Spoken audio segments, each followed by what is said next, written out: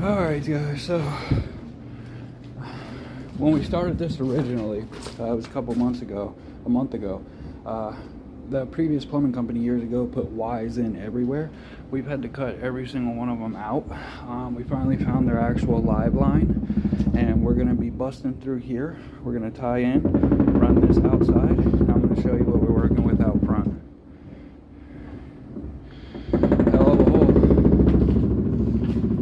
Old cast iron Ys. 1, 2, 3, 4.